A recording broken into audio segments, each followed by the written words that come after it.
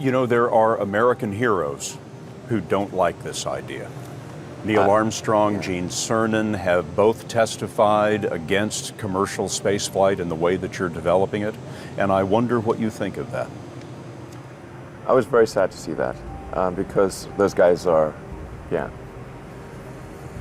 those guys are heroes of mine, so it's really tough. I wish they would come and visit and see the hardware that we're doing here. And I think that would change their mind. They inspired you to do this, didn't they? Yes. And to see them casting stones in your direction. It's difficult. Did you expect them to cheer you on? So they're hoping they would. What are you trying to prove to them? What I'm trying to do is to make a significant difference in spaceflight and help make spaceflight accessible to almost anyone. And I would hope for as much support in that direction as we can receive. Yeah, 2008, we had the third consecutive failure of the Falcon 1 rocket for SpaceX. Tesla almost went bankrupt. We closed our financing round 6 p.m. Christmas Eve, 2008. It was the last hour of the last day that it was possible. We would have gone bankrupt 2 days after Christmas otherwise. And I got divorced. That was like rough, man. Living in scar tissue there. I gave basically both SpaceX and Tesla from the beginning a probability of less than 10% of likely to succeed. In the beginning, I wouldn't even let my friends invest because I didn't want to lose their money. I thought it was like, I'd rather lose my own money. We almost did die at SpaceX actually. So I budgeted for 3 flights. Technically, I did have a plan where I had the money from PayPal. I had like about 180 million from PayPal. And I thought, I'll allocate half of that to SpaceX and Tesla and Silver City, and that should be fine. I'll have 90 million, like just lots, But then what happened is things cost more and took longer than I thought. So I had a choice of either put the rest of the money in or the companies are going to die. And it's like, so I ended up putting all the money in and borrowing money for rent from friends. When I was young, I didn't really know what I was going to do when I got older.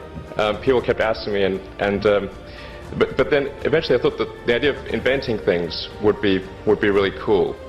And the reason I thought that was because I read a quote from Arthur C. Clarke, which said that a sufficiently advanced technology is indistinguishable from magic, and that's really true. If you go back, say 300 years, the things that we take for granted today would be you'd be burned at the stake for. Being able to fly, that's crazy. Being able to see over long distances, being able to communicate, having effectively with the internet a group mind of sorts, and having access to all the world's information instantly from almost anywhere on the earth. This is stuff that really would be magic, or would be considered magic in times past. In fact, I think it actually goes beyond that, because there are many things that we take for granted today that weren't even imagined in times past. They weren't even in the realm of magic. So it actually goes beyond that. So I thought, well, if I can do some of those things, basically if I can advance technology, then that's like magic, and that would be really cool. And I also had sort of a slight existential crisis, because I was trying to figure out what does it all mean? Like, what's the purpose of things? And I came to the conclusion that if we can advance the knowledge of the world, if we can do things that expand the scope and scale of consciousness, then we're better able to ask the right questions and become more enlightened, and that's really the only way forward. Even if you're the best, there's always a chance of failure. So I think it's important that you really like whatever you're doing. If you don't like it, life is too short.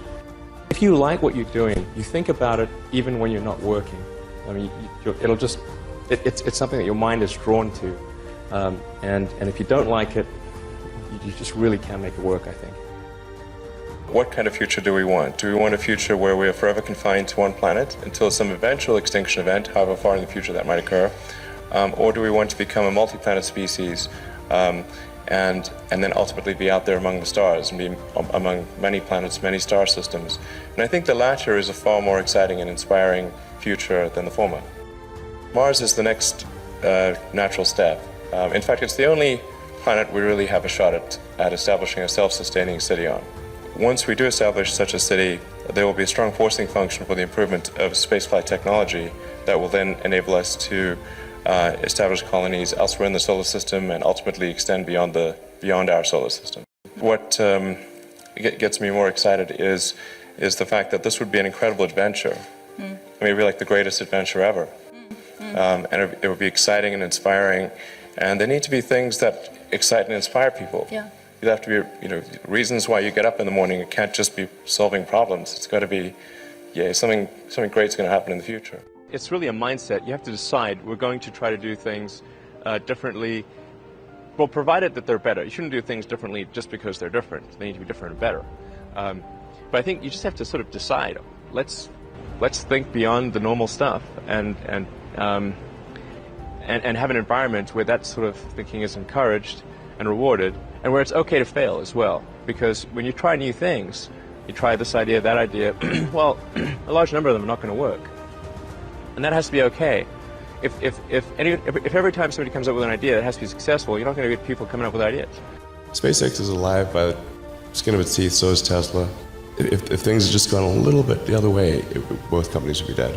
And I like one of the most difficult choices I've ever faced in life was in 2008. I think I had maybe $30 million left, or $30 or $40 million left in 2008. And I had two choices. I could put it all into one company, and then the other company would definitely die, or split it between the two companies. But if I split it between the two companies, then both might die. And when you put your blood, sweat, and tears into creating something, or building something, it's like a child. Am I going to let one starve to death? I couldn't bring myself to do it, so I split the money between the two. Fortunately, thank goodness, they both came through. The odds of me coming into the rocket business, not knowing anything about rockets, not having ever built anything, I mean, I would have to be insane if I thought the odds were in my favor. Why even begin? When something is important enough, you do it even though the odds are not in your favor. How much of your personal fortune have you poured into this? $100 million. $100 million into something that you did not believe would work at the beginning. Yes. I'm probably not the guy that most people would bet on. Who wins? It's like a little kid fighting a bunch of sumo wrestlers. Usually the sumo wrestlers win. We're a little scrappy company. Every now and again, the little scrappy company wins. And I think this will be one of those times.